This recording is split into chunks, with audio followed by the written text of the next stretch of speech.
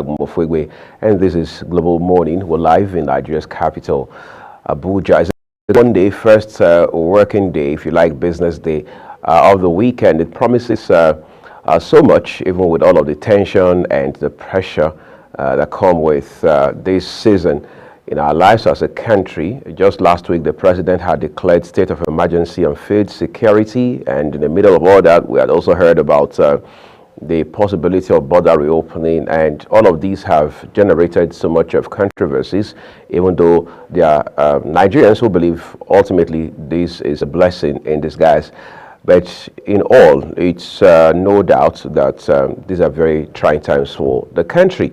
And leadership has never been more vital than it is today. We understand the president has wrapped up his trip to Kenya, where he had spoken to African leaders, particularly those from the sub-region of West Africa, that look, there's no better time for Africa to take its place.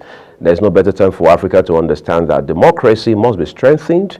The continent, particularly from the standpoint of leadership, must be deliberate about stability and stabilizing the continent. And he also talked about how that Africa must become more innovative and then fight coup d'etat. He says, gone are the days that military will just stray into power, political arena, he called it. And he talked about how that's one way to ensure that happens is to continue to strengthen democratic institutions across the continent. He also took out time to thank the host country, Kenya, and its president, Paul Kagame, for all of the, if you like, hospitality and for providing attendees with world-class facilities. But the important thing is that President Tinubu has consistently made the point that Africa needs to rise and Africa must take responsibility for the kind of continent it wants to be. And that won't happen unless we have vibrant, robust, visionary, result-oriented, forward-looking leadership in place. But back at home in Nigeria, there's also so much happening right now. There are rumors about the national chairman of the All Progressives Congress talking about Dr. Abdullahi resigning his position. Like I said, that's a rumor now. But then we also understand that all is not well, quite frankly, within the APC. You have factions, you have dissenting voices, you have those who feel certain things should have been done better or at least differently. And now with the issue of ministerial appointments, you now have pockets of people within the party pushing certain interests. But ultimately what Nigerians want to see is the kind of team the president would assemble to help deliver his renewed hope agenda. Let's turn to the papers now. Let's see what the headlines are saying this morning. We'll begin with the Daily Trust newspaper. There's a very big visible picture right on the front page of it.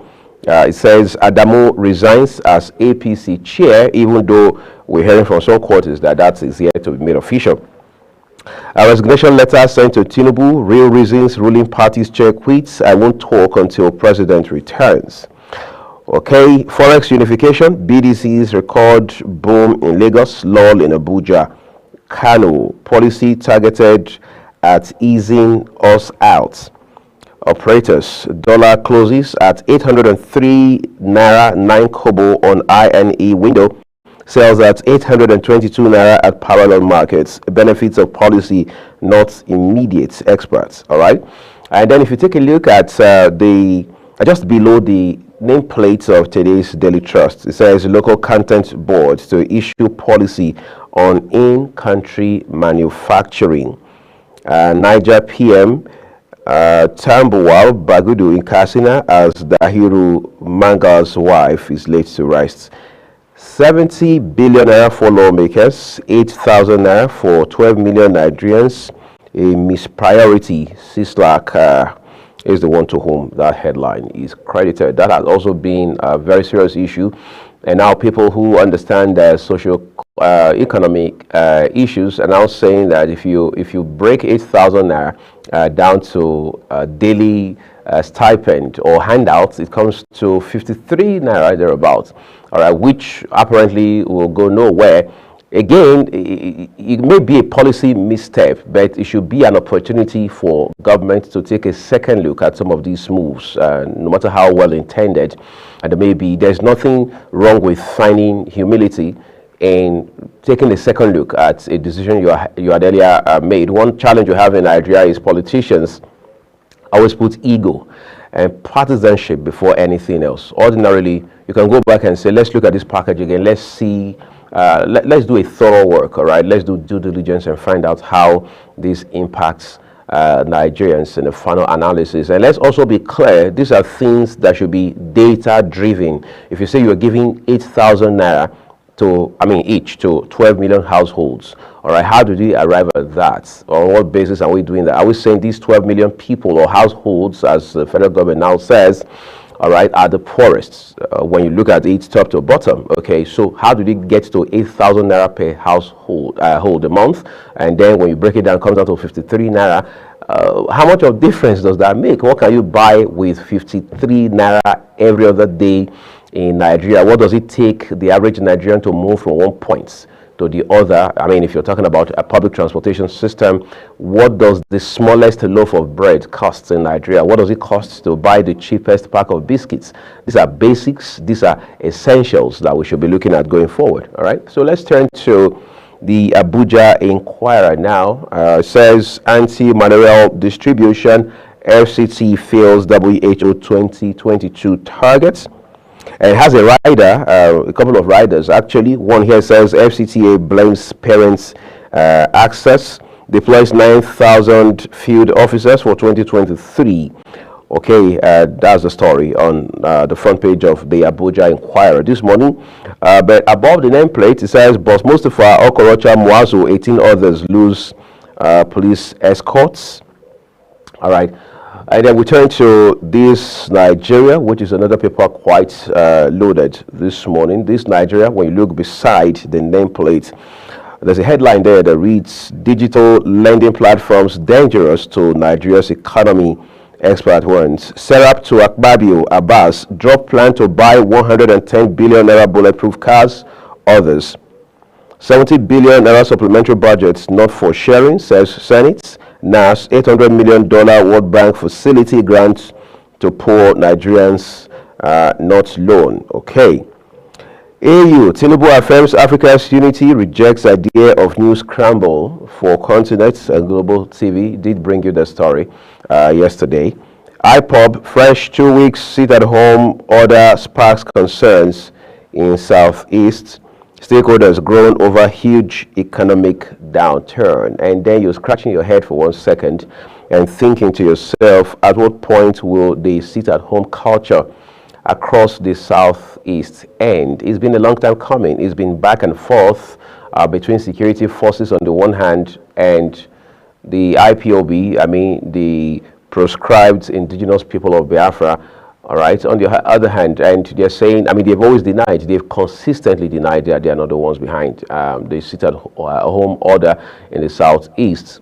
In the meantime, we now find people in the Southeast, reputable individuals, who now find even Ohanaeze Ndigbo and its leadership reaching out to the president to say, look, would you be kind enough to let go of Nnamdi Kanu, release him so we can end all of this madness, all right, by way of insecurity in the Southeast. That region has seen so much in the last, 2-3 years in particular, with all of the killing, all of the maiming, kidnapping going on, particularly when you look at places like Anambra and Imo. Enugu has also had its own fair share of it. We've seen the governor of Enugu State, who has been in the saddle for less than 2 months, also making frantic moves to ensure that there's a disruption in this very devilish, if you like, culture now called sit-at-home. But we must move real quick, because the Southeast, even with its 5 states, all right, is pivotal to the economic and the socio-economic development of Nigeria. All right, so the earlier we're able to nip all of these insecurity issues in the bud, the better for not just the region, but for Nigeria as well. Okay, so let's see a few other headlines from this Nigeria this morning. Says NDLEA arrests Europe bound student with meth consignment in Abuja. All right, so we brought you that story yesterday as well, but that's the much we can bring to you from this Nigeria. We now turn to the Nation newspaper. Quickly, let's see what we have just above the nameplates of the Nation. One with a picture of the Vice President, Kashim Shettima. It reads, President set to unveil security plan, says Shettima. What's more, $15 million power plant to drive Lagos economy. Plans private sector driven. Okay, APC's neck holds Wednesday. Violence forces Olubado to suspend Egungun Festival. Service face reps panel on page 10 today. But then there's the star story on the front page of the Nation newspaper as well. Says Tinubu, Africa must be active to compete globally. Apparently that goes without saying now, doesn't it? Leaders pledge commitments to integration. Cooperation is also a story on today's Nation newspaper. Okay, what else can we find? More investments in education crucial, say Obi Imaswagbo. Okay, let's look at The Guardian also. The Guardian here with a picture of the president. Tinubu Ruto call for financially autonomous AU, reject fresh scramble for Africa. And APC NEC anxiety over resignation of Abdullahi Adamu. That has a picture of Dr. Abdullahi Adamu there, APC chairman, one whom we're now told has resigned. We will find out, we'll continue to follow that story for you as well, right? Okay, decongesting Lagos ports, cash crunch, investors' apathy, stall $8.5 billion deep sea ports. Projects why president must avoid illegal tenure extension for public officers. Serap urges National Assembly to drop plan for 110 billion naira bulletproof cars. Others. Again, cement prices hit 6,000 naira over logistics haulage costs. Tinubu Obi congratulates The Guardian at 40. Been a long time coming, right? Okay, so a look at the Daily Sun now. The Daily Sun newspaper. We'll see just beside the nameplates, APC confusion over Adamu Omishore's fate. Plan to buy 40 billion naira SUVs splits NAS. Lawmakers kick against purchase of foreign-made, insist on Innocent, other locally assembled vehicles. Falano, Serap tackle principal officers over move to spend 110 billion naira on bulletproof SUVs, 70 billion naira for repairs, furniture not for members, Senate. Enugu Guba, Abga candidates, Weke Jr. withdraws suit against Mba. Has suffered worst personality attacks, assaults in Oshun's political history, says Governor. I am happy to be Chancellor of Asma University. Author Eze Varsity inaugurates BOT. Female lawyer, others nabbed with tons of illicit drugs at NDLEA intercepts 116.5 kilogram Colorado from Canada. That's on page 5 of today's Daily Sun newspaper. While locally produced petrol will be expensive, crude refiners. Nasarawa Guba Tribunal admits more evidence against Governor Sule. Past plundering exploitation of Africa must never repeat itself. That's credited to President Tinubu as part of the points he made during his meeting in Nairobi, Kenya. Dangote donates high-tech recovery devices to the Sun staff on page 2 of Daily Sun newspaper. And then we have the Blueprint newspaper as well. Let's see what the Blueprint has got for us. Unlike Lagbaja, military action alone can't solve Northwest crisis. So question is, what more can we do in addition to military action? A hint on Tinubu's plan to tackle poverty, social exclusion on using Pulaku. Security agents nab suspected bandits, wives, others on return from Hajj. 19-year-old Cyprus-bound student arrested with meth at Abuja airport. Cool terrorism, Tinubu plans to strengthen ECOWAS standby force. Yes, the president actually made that point very clearly. Have some economic benefits of $15 billion highway infrastructure. Okay, and then we look at some headlines just beneath the nameplate of today's Blueprint newspaper. Access Bank acquires Standard Chartered Bank in Cameroon, Angola, three others. That story is on page 24, I should say, of the Blueprint newspaper. Kwara, two teenagers killed by lightning herders, not kidnappers. Police. That's sad, really, really sad. But then there are a few more headlines on the front page of the Blueprint newspaper. 70 billionaire not for lawmakers' pockets, Senate tells critics. We've lost 200 pastoralists to plateau crisis, Magban. Look out for new moon of Muharram, Sultan directs Muslims. All right, let's follow the money now by turning to Business Day newspaper for you. On the front page, it says Nigerians shelve plans to change cars as prices soar. I mean, the times are telling, and they. Okay, Nigerian firms that braved 62 years of headwinds is a big story on Business Day, today's edition of it. Explainer, electricity tariff will rise from August 1, but shouldn't NERC be transparent about this? You can also read that editorial up on today's issue of Business Day, page 35 precisely. That's where you find details of the story. More credits for firms as CBS slashes merchant banks, CRR. Lawmakers under fire over 70 billion palliative. Right. So those are basically the stories from our dailies today. But we have a big conversation for you in a bit, which centers on the state of emergency declared by the president on food security. Nigeria has suffered so much in terms of food for a country that cannot provide, or if you like, feed its citizens. It means there's a whole lot of work to be done. One time, an academic said, any country that has been able to conquer hunger is a country that's on its path to progress and prosperity.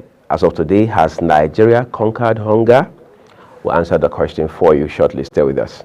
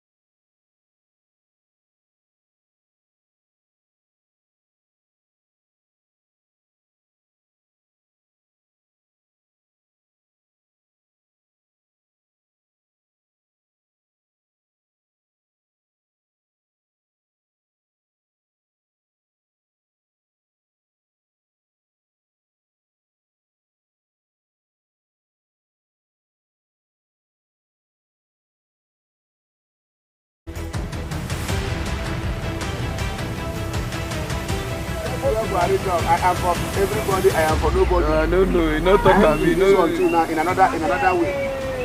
How are you sure, sir? Keep quiet. I am in another way. I am for everybody, I am for nobody. The only area where Buhari defeats for that statement, now only appointment. When you are talking about project, the project spread across. You need to spread across. What does this mean? But if you say appointment, and in the type of appointment, you appoint people you trust. But you like say the man na APC man. I'm an APC.